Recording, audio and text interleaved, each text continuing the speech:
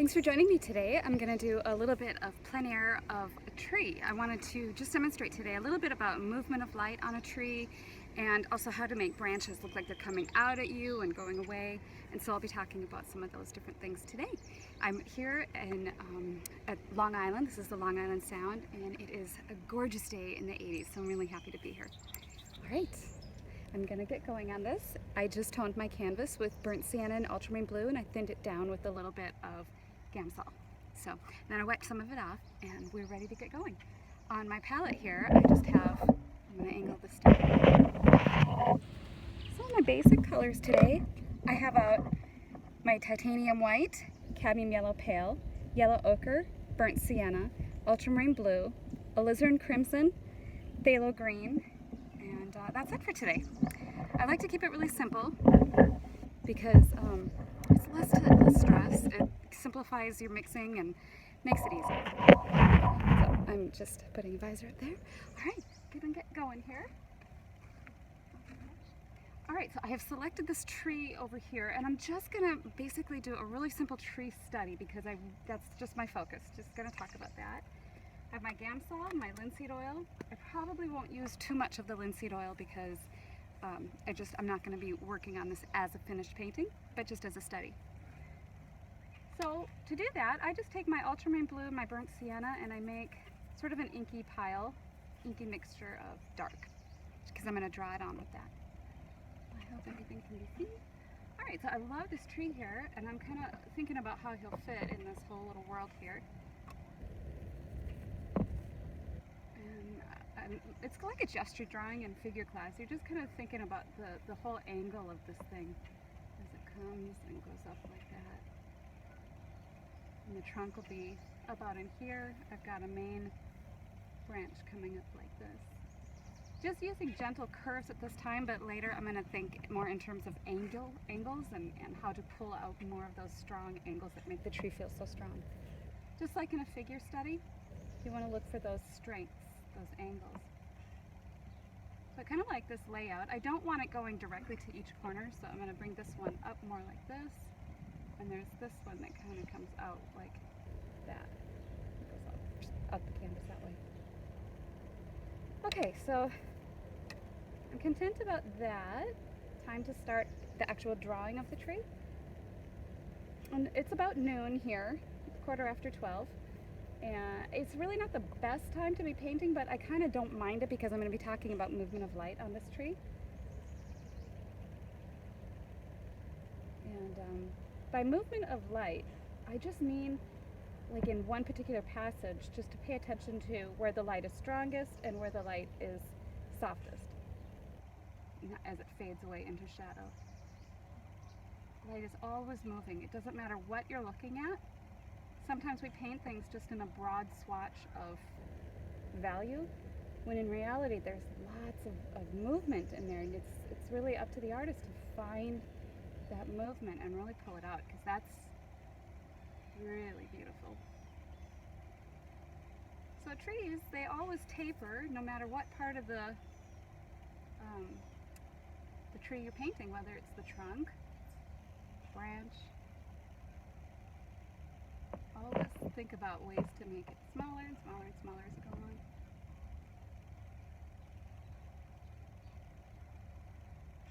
I love these elbow joints on this tree. And I will be talking about how to make this branch look like it's in front of this one, and so on. I did this little angle because it really bends here and goes back, picks up light. Right there.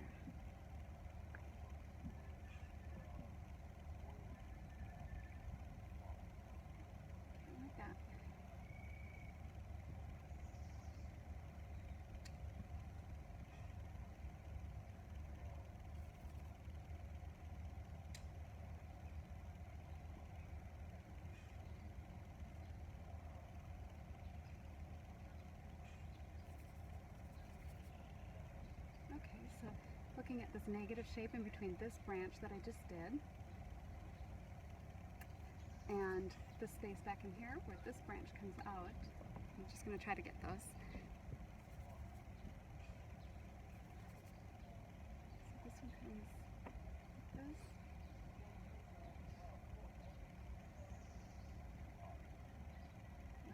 angle. You always want to like your painting at every stage of the process. If you don't, wipe it off and start over. Because if you find you're just plowing on thinking that you'll fix it as time goes on, it's seldom ever happens. So just fix it in the beginning, be happy with your beginning, and then you can move on.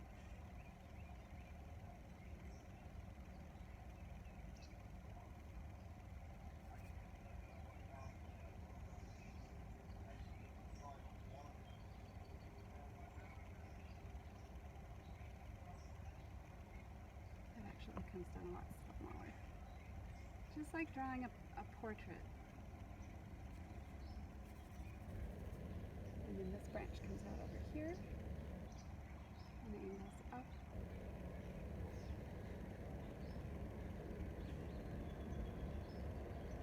And out.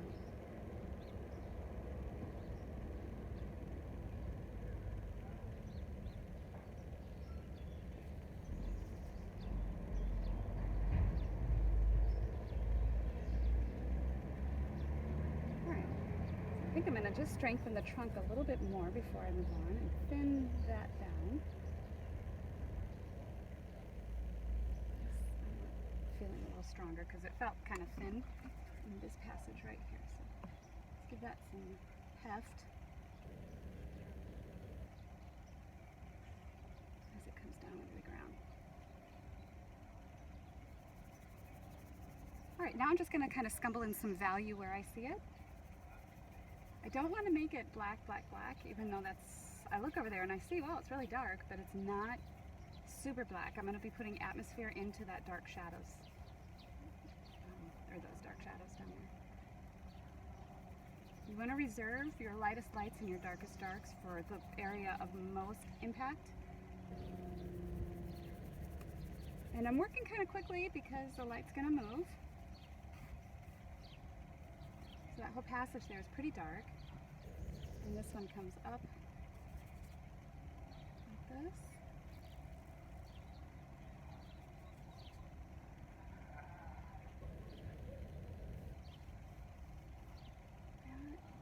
And I like the way it angles and goes up that way.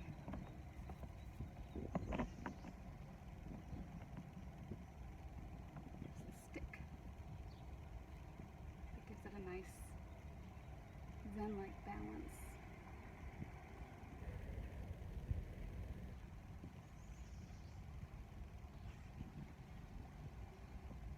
So this has a little shadow to it there, and the rest of this is kind of shadowy. Back in here, not that much.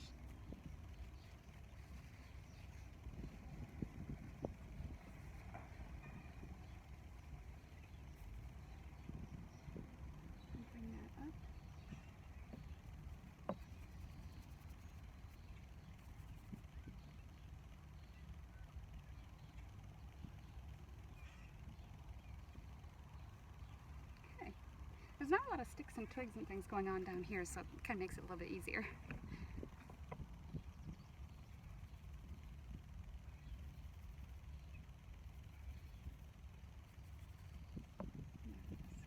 There's sort of a shadow going back that way. All right, so I feel good about that.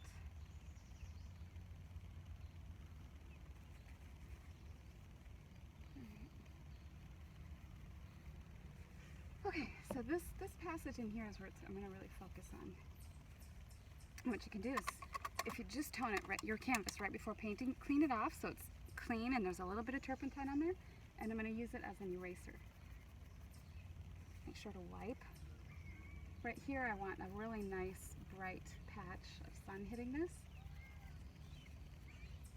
Clean it off, wipe it off, and pull up that pigment. You can even take a chunk of your paper towel and wipe it right in here. I like to tone the canvas because now I have the 3 values in this passage, and it really is starting to look a little more complete in there. Get this with some more highlight.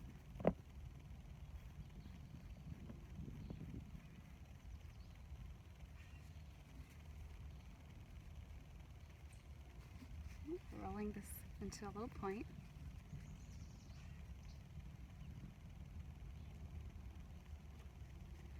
Like that. Yeah, that's cool. I think that's feeling okay. And then a little bit up in here. So it goes up.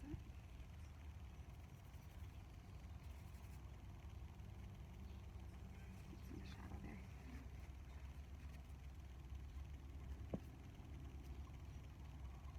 Alright, and then I saw a little bit on this part of the trunk right here.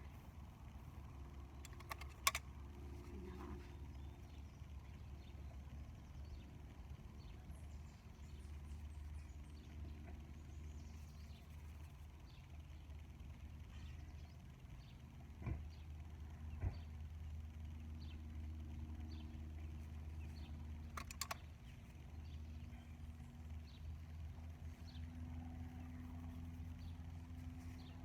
Cleaning it up a little.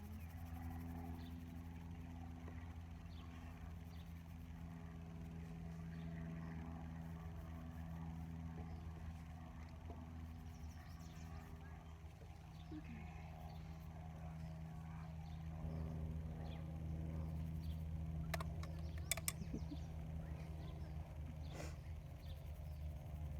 Alright, just getting some of these mistakes out of the way. Gestury lines, drawing passages. Cleaning this. This was, I wanted smaller.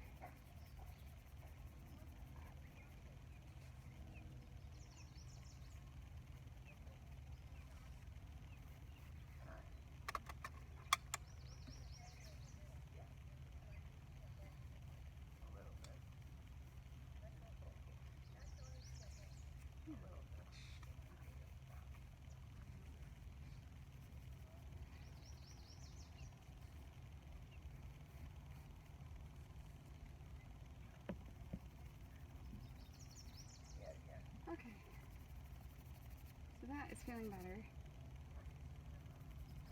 How you doing? Those are Martians over there, right? Yeah. Oh, we gotta get going back.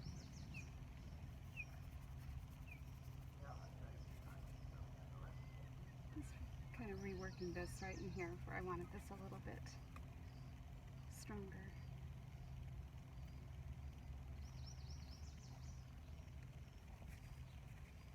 Okay.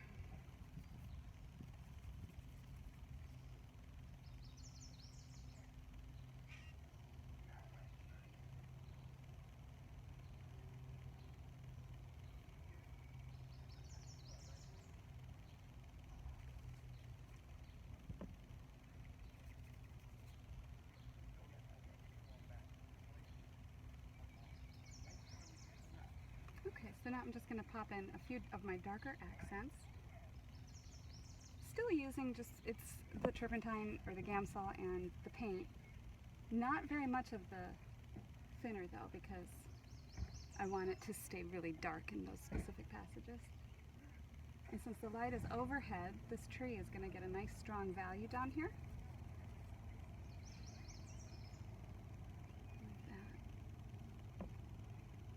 Same thing with down here. Here, where I want that branch to really be shadowed. Like it's coming out this way. And then this branch here is in front of this one, so I'm going to make this one have more brushstroke, more values, contrast, things like that. And it'll have sharper edges right there. And then I'll let those edges back there be softer and the values be softer, and that will push that branch behind this one. Alright, now I'm going to put some thicker paint. I'm taking my white and yellow ochre and mixing that in with a little bit of the ultramarine blue and burnt sienna so that I end up with sort of a grayish, a brownish gray. This is a middle tone color. I'm not going to do my strong highlights yet. So I'm putting this where I see as the light shifts and moves. It's almost the color that I had down on the canvas to begin with. This passage in here, as it comes up into the sun. I will make that brighter, but for now I'm just laying it down as a first layer there. Trees really are my most favorite thing to paint. There's always something more to learn about the anatomy of a tree and the shapes. I painted this tree from a different angle this spring, and it's so different now with leaves on it. Actually, it was more like winter when I painted it, and it sure changes a lot. I love that too about trees. Spend time getting to know them.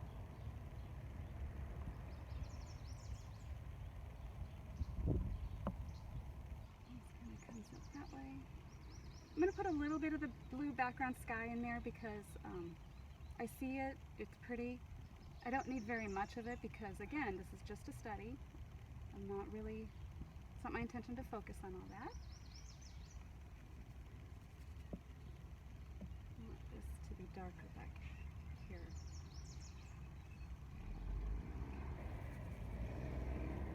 And then this is real subtle back in there. So what I'll do on YouTube when I share these videos is I will include as the cover piece the painting that I'm working on. So you'll get to see the finished product.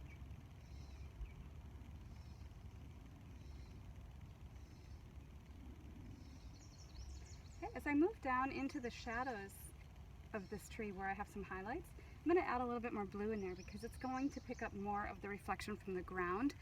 When you have a branch that comes out like this, the top is getting the sun and the sky, and the bottom is getting the ground. You can even see on my arm here in the video, this is getting some of the glow from underneath of the ground, and of course this is bluer because of the sky, and I have an umbrella here, so. But that's the theory. So this is going to pick up some of that ground light. Might even make it a little bit greener. I'm adding some yellow ochres and a little bit of cadmium pale, yellow pale into that, just to give it a little bit of energy into there. Still keeping it dark. I don't want to call a lot of attention to the shadows because it's not necessary that we go look there. Even in a tree, you're thinking about focal point, where you want the viewer to look.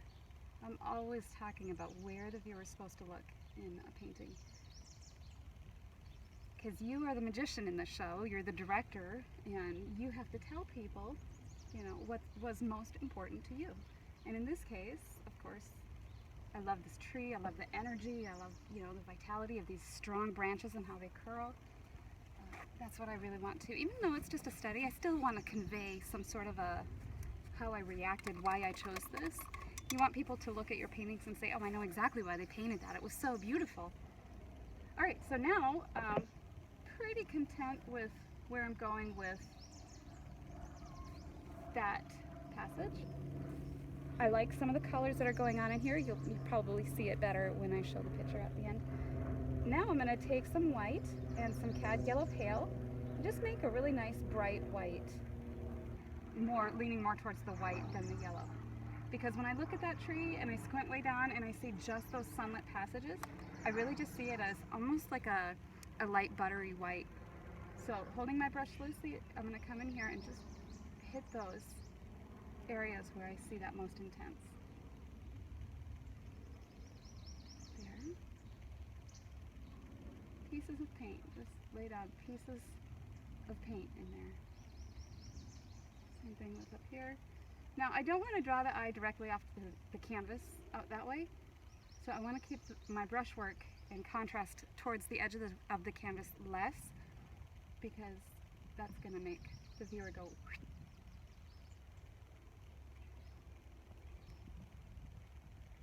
and then like that right there. So I'm going to put a little bit right here because I want this branch to show that it's behind this one in front.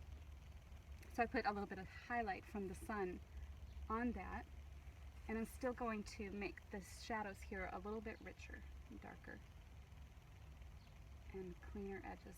This is, by the way, a size 3 filbert paintbrush. That's all I'm using. pretty much, yeah, that's all I've been using this whole time.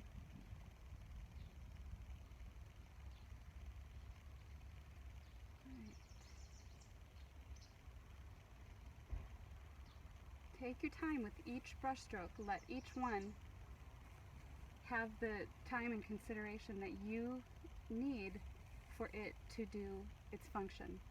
If you just go really fast, it's going to be more difficult for your brush strokes to actually speak. But to have brush strokes that communicate well, you have to give it the time to say what it needs to say. Some brush strokes are quick and require a quick flick, but most of the time, take your time and let it do its thing. It'll speak volumes. Sorry. It'll speak volumes to the viewer, but just by looking at those careful strokes.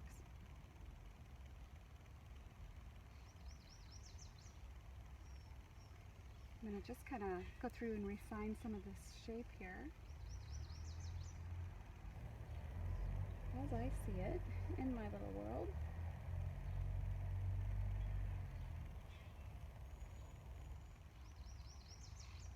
Just cleaning up. Some of these passages looked a little scratchy, and that's okay for a tree because, I mean, it is scratchy. Alright, so I'm feeling good about that. What I'm going to do now is put in some of that background texture and the sky just a little bit. Cleaning my brush off. I am going to switch to a bigger brush. I have size 6 flat. Just mixing up that sky color now, taking some white, a lot of white. When I take a lot of white, I mean like that. And I put a pile of it on my palette, and then I'll take a scoop of blue, like that. And instead of mixing the two together like pancake batter, I put the two piles next to each other, and then I slowly paint in together the colors as needed. So instead of wasting so much paint on a color that I mix together, some people mix with palette knives and they mix a whole big batch. If I was painting a very big painting, I might do that, but in little studies, just paint the two colors together. Then you can gauge how much you need and to what degree of intensity and so forth. To me, it gives me more control. So going in here now, I'm going to clean up the edges. I think that's pretty good, that shade.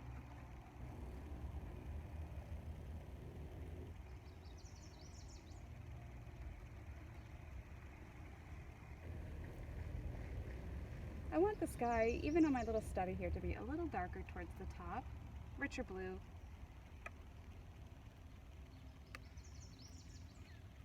As I move towards the bottom, here where the land meets the ocean, I'll add a little bit more phthalo green and white. Phthalo green has a way of warming up that sky color. It's pretty cool. I would think because the color itself is so cool that it would make it also cool, like minty, but it just seems to warm it just the right amount. If you only add a teeny bit. I find that fascinating. It works that way.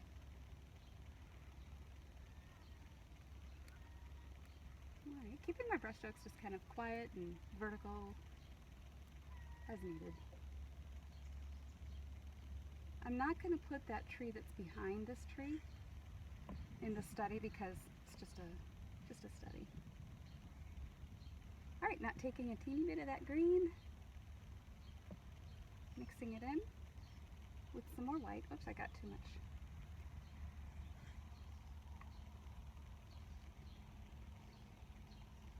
Yeah, that's better. I'm cleaning over here.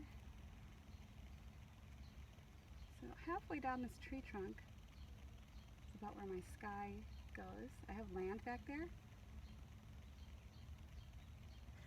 I want to put this background in here because I want to be able to use the edges of my tree to help explain further my point that I'm trying to make.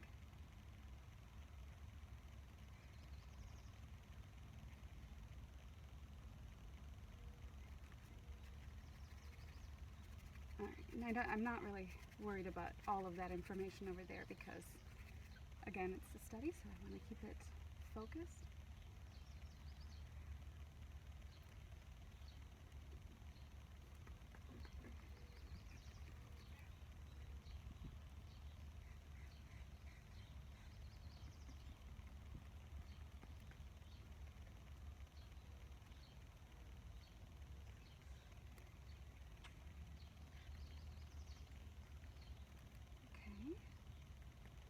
covering this.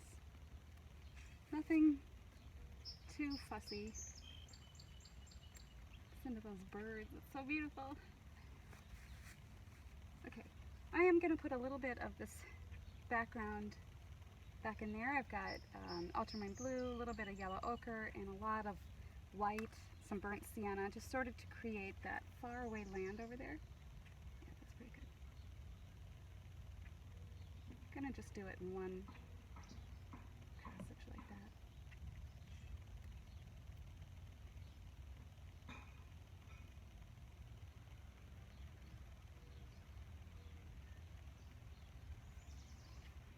Those are trees. They are now. Okay, I've got some sand back over there, like that. Another patch of sand. A little bit brighter trees in this passage.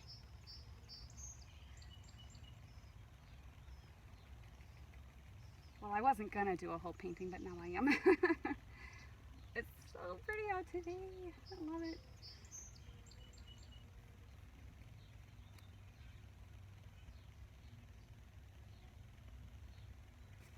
Okay, so I've got a little ocean back there, so I'm gonna mix up my favorite ocean color. That is ultramarine blue, a little white, a little yellow ochre. Sometimes I put a little bit of that phthalo green into that to kind of pull out a little bit more of that water tone. I can't say watercolor because it sounds like I'm painting in a different medium. Paint some watercolor. Let's see what this does. Not blue enough. Add some more ultramarine blue.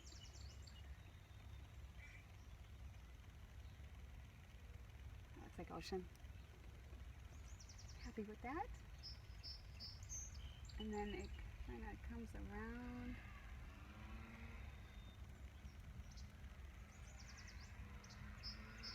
Got a sanding that goes way out.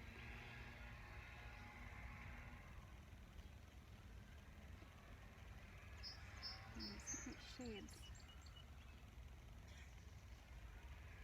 of the water as it comes closer. We got sand in there, so I want to add a little bit more of the yellow ochre and white mixture that I mixed up.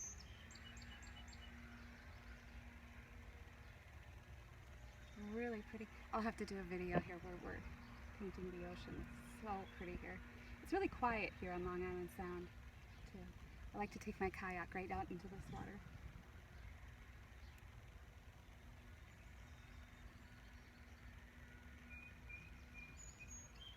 It's like a good day for it. Okay, I just added a little bit more ultramarine blue to that mixture that I was working on. I think that's fine. I'm not going to get too overly detailed with that. And working on some of this sand to suggest down in this area. I'm taking the same dirty brush that I had blue on, added a little bit more yellow ochre and white, and can just sort of suggest the beach as it comes here. Yeah, that's fine. Maybe a little bit more white into that. The sun's really hitting it over there.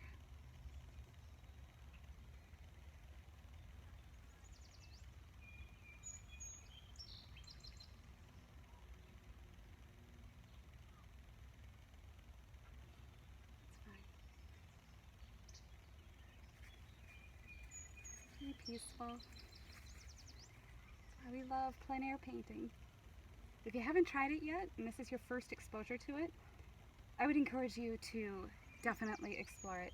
I have a video on my YouTube here of what to pack and what to bring with. Lots of information on materials out there. I try to keep what I bring very, very simple and basic. I don't get really fancy, nothing too expensive, just basic stuff. But just being out here, whether your painting turns out or not, the fact that you're out here and doing it is so enjoyable, and I have found so many benefits to it in my own personal life. So it comes highly recommended for me. Get out there and do it. My 10-year-old enjoys doing this, so I think that that's amazing. Really proud of her. She's Like, no fear, just let's do it, Mom. Let's go plein airing. I'm just taking some cad yellow pale and a little bit of phthalo green and some of that greeny mixture that I had down there, and I'm popping it in here closer to this tree just to show the sun hitting some of these passages in here. Maybe a little more white into that. You can see I paint with big, strong brush strokes because to me it looks more like it has energy and vitality and this sort of feeling you get when you're outside that is just different than working in the studio, which I find therapeutic. So I've mixed up a passage here of a little bit more blue into this mixture because I want it to reflect some of the shadow as it's coming down on this.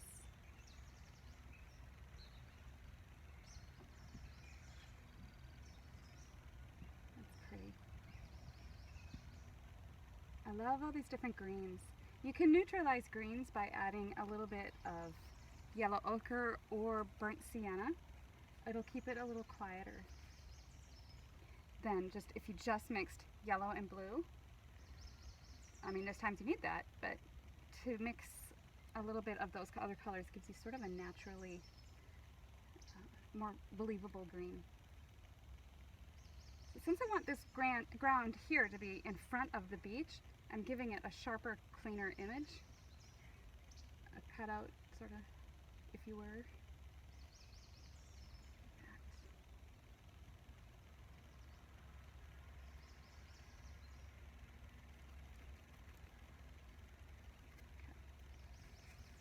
Still going to pop in some more intense light down in there. White, yellow, cadmium yellow pale, and a touch of the phthalo green will give you a really nice springy bright green grass.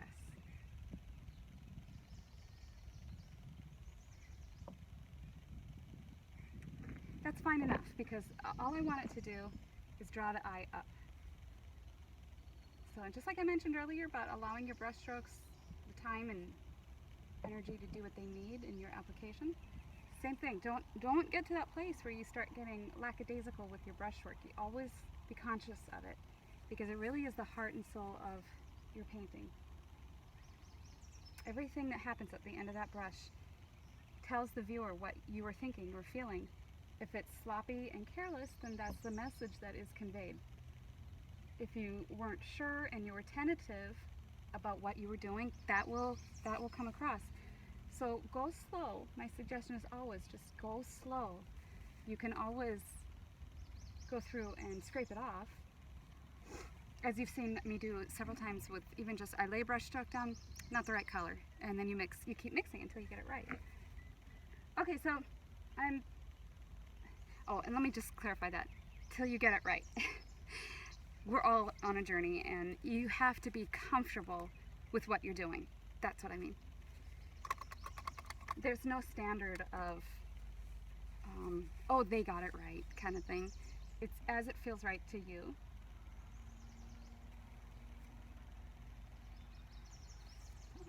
On that note, I'm just cleaning up some of my brush strokes. Okay. All right, so now I'm going back up into the tree now that I have sort of that background done, and I'm going to work on the edges. So I want the eye to travel up this way. So my rule of thumb with edges is, where do I want the eye to travel? I would sharpen those edges a little. You don't want to go too sharp because a sharp, strong, clean edge will convey a feeling of flatness like papers in a book. So you want to be careful not to go too clean on that edge quality. All right, up in here, get a nice, clean, sharp passage. I like how this is coming here. And then I've got some mottled light.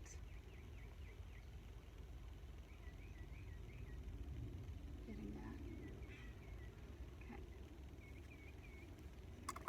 So cleaning my brush off, I'm going to soften this edge in here, strengthening my original angles. My paper towel, which you can't see, is right down here. I use it as much as any media, any brushwork or anything for painting because I'm always wiping my brush off. If I didn't have it, I would not be able to do what I do. So you have to have this in your hand or easily accessible. So I'm letting that be soft because I want this side to be sharper. A soft edge will convey a feeling of roundness, and that really is what I want this branch, well, all the branches to convey, is that feeling of being round. Softer here on this branch will make this one come out in front. So let's sharpen that to really push that effect. Okay, so again, when I share this up close, you'll be able to see that this is softer here, that's sharp. This is all going to be softer down under here. Still has to be darker though. I lost that dark tone.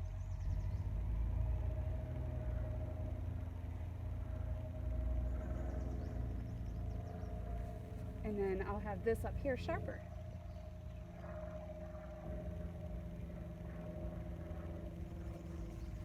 Okay? And this is all going to be soft behind this tree because I want this branch to really pop out.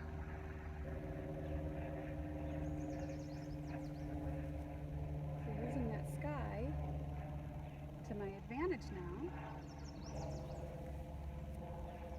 I'm kind of blending a little bit of that tree branch into the sky to just sort of lose that. And there, like that. I don't want that to be super interesting and draw the eye off, so we're going to keep that really quiet.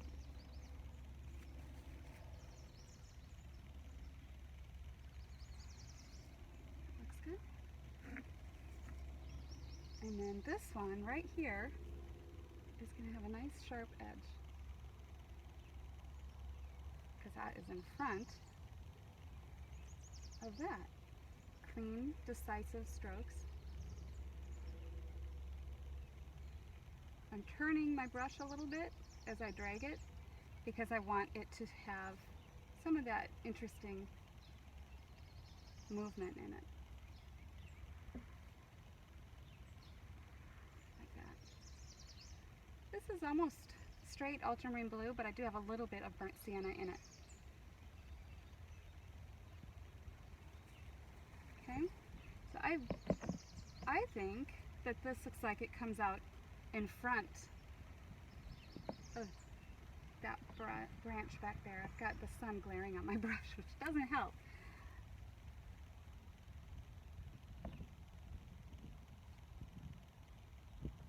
That looks better. Okay, cleaning this off, wiping it. I do have a bug right there. That is a bug. I did not paint him in. He decided to join the party. That's what you get, plein air painting.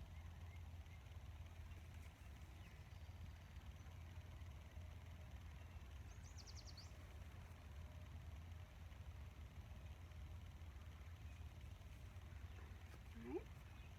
Softening this edge because it goes off the canvas. I don't want it to be like a there's that. And then over here, I want this to be softer because the same thing, it's shooting the eye off the canvas. That's no good.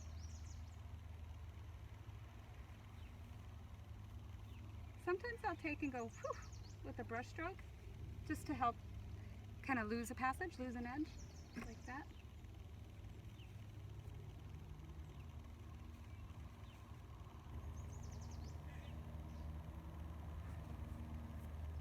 All right.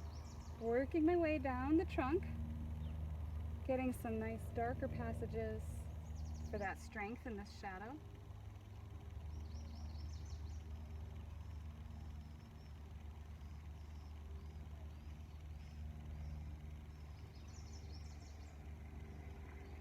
Now remember, it's picking up a lot more of the ground reflection down here, so I'm going to let it kind of just merge into the grass, like it's one with the earth. I guess it is. It's a tree.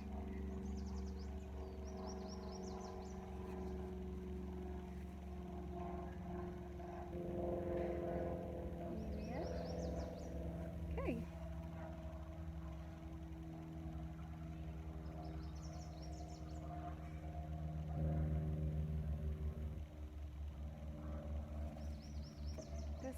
contrast here is drawing my eye, so I want to kind of soften that. Don't want that calling our attention.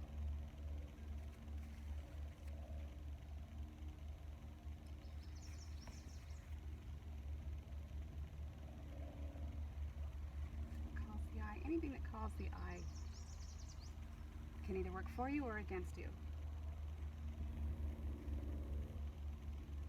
Softening that.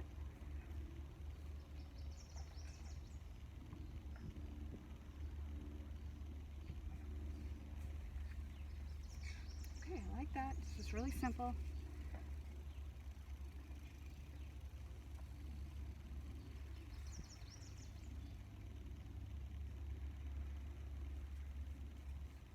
I'm going to take some of the sky and bounce it into these passages here. Using horizontal strokes, keeping it, allowing the brushstrokes to show form of the tree.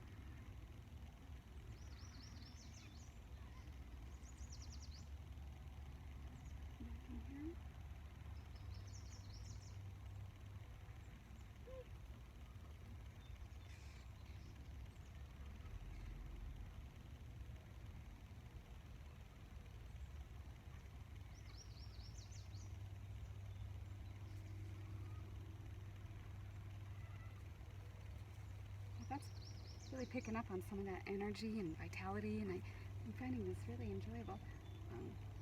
I hope it's just as fun to watch and that you're picking up and learning stuff. If you like what you're seeing here on YouTube, go ahead and like and subscribe. That helps me out, and I really appreciate it. What I'm doing here is adding some of this ivy because it's so beautiful as part of the tree. So my objective here is to keep it looking like it's sort of an organic element on the tree.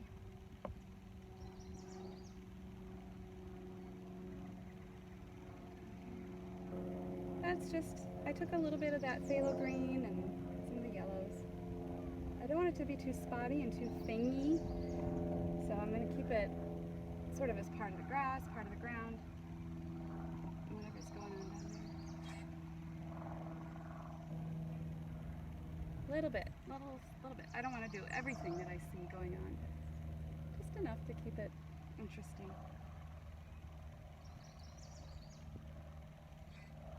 Do I have any? I'm going to put some over here. Okay, now I'm going to add just a little bit of highlights and then I'm almost done.